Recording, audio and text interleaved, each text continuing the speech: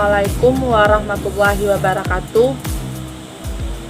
Perkenalkan terlebih dahulu, nama saya Engla Priza dengan NIM 200222008 dari jurusan Pendidikan Guru Pendidikan Anak Usia Dini.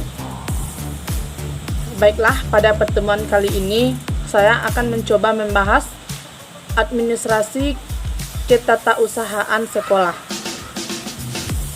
Nah, pengertian yang kita coba lihat pertama dari tata usaha bahasa. Tata usaha ini ada dua artinya. Kata pertama adalah tata. Tata artinya bahasa kita sebenarnya. Menata artinya suatu peraturan, satu aturan sebenarnya harus ditaati. Karena ada proses menata, sengaja proses ini membuat, mendesain semua sesuai dengan standar yang sudah ditetapkan. Dan yang kedua adalah usaha. Usaha ini seperti energik atau tenaga yang dikeluarkan seseorang oleh pengambil kebijakan di lembaga secara keseluruhan. Untuk apa? Untuk tercapainya suatu maksud atau tujuan. Tujuan siapa? Tujuan lembaga. Jadi, kalau kita maknai tata usaha dari kata lek bahasa itu adalah suatu peraturan yang terdapat dalam suatu proses penyelenggaraan pekerjaan kerja di sebuah lembaga sekolah, berarti suatu proses penyelenggaraan kinerja sekolah, atau di perguruan tinggi yang proses penyelenggaraan kinerja atau kerjanya perguruan tinggi. Nah, jantungnya itu ada di sini.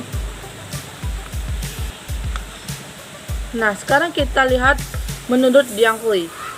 Yang pertama yaitu kegiatan ketatausahaan adalah menghimpun, berarti mengumpulkan, mencari,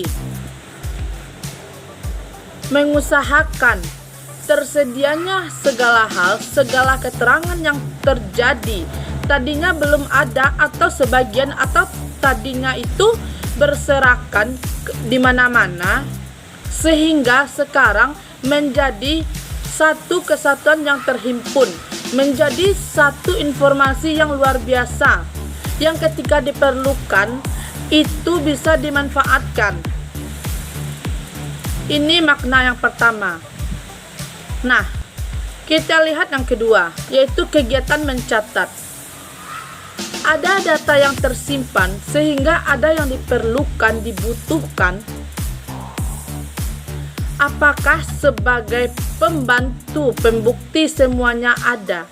Semua bisa dikendalikan sehingga proses mencatat itu meliputi berbagai macam kegiatan yang sifatnya menumbuhkan dengan berbagai alat tuliskah, dengan teknologikah, tentang berbagai macam keterangan yang diperlukan sehingga terwujudlah berbagai macam tulisan yang menjadi informasi yang sebenarnya bisa dibaca, dikirimkan, bahkan menjadi alat bukti.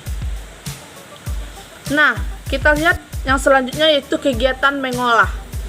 Artinya di sini adalah bermacam-macam kegiatan yang dikerjakan terkait dengan berbagai macam keterangan, bermacam hal yang sifatnya informasi dengan maksud menyajikan dalam bentuk informasi yang lebih bermanfaat dan lebih berguna, yang lebih jelas, yang bisa dipakai oleh siapapun.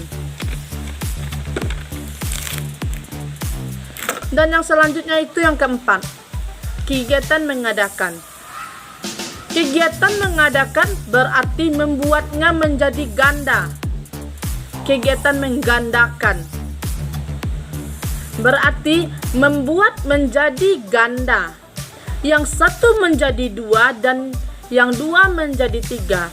Artinya kegiatan memperbanyak, memperbanyak berbagai cara menggunakan alat sebanyak jumlah yang diperuntukkan atau dibutuhkan. Nah, yang selanjutnya mengirim. Kegiatan yang menyampaikan atau mengirim dengan berbagai macam cara atau alat dari pihak satu ke pihak lain atau berikutnya. Artinya ada informasi tertulis maupun tidak tertulis yang sifatnya ya harus diteruskan, dikirimkan kepada pihak-pihak lain yang terkait, yang menjadi bagian sebagai bentuk kerjasama atau tindakan kerja bersama-sama antara satu lembaga dengan lembaga lain atau lembaga itu sendiri, sehingga informasi itu terkirim dengan baik. Nah, dan yang terakhir kita coba lihat yaitu kegiatan menyimpan. Ada segala informasi, segala hal yang memiliki kepentingan atau memiliki makna lembaga atau punya potensi menguntungkan, justru merugikan bagi lembaga itu ditaruh. Kegiatannya menaruh yang berbagai macam cara dan alat yang barangkali bisa dimanfaatkan untuk diletakkan, disimpan. Itulah kegiatan menyimpan. Nah, adapun proses administrasi ketatausahaan, yaitu yang pertama pengelolaan surat menyurat dan pengelolaan kearsipan.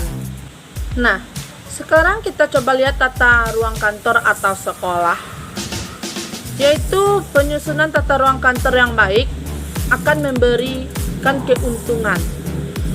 Yang pertama yaitu menjamin kelancaran proses pekerjaan yang bersangkutan dan mencegah penghamburan tenaga dan waktu para pegawai karena berjalan mondar-mandir yang sebetulnya tidak perlu. Nah, dan yang ketiga itu menggunakan ruang seefisien mungkin. Dan yang terakhir yaitu mencegah para pegawai di bagian lain terganggu oleh publik yang akan memenuhi suatu bagian tertentu. Adapun peran guru dalam ketatausahaan sekolah, di mana yang pertama kita lihat yaitu terlibat secara langsung atau tidak dalam memberi layanan.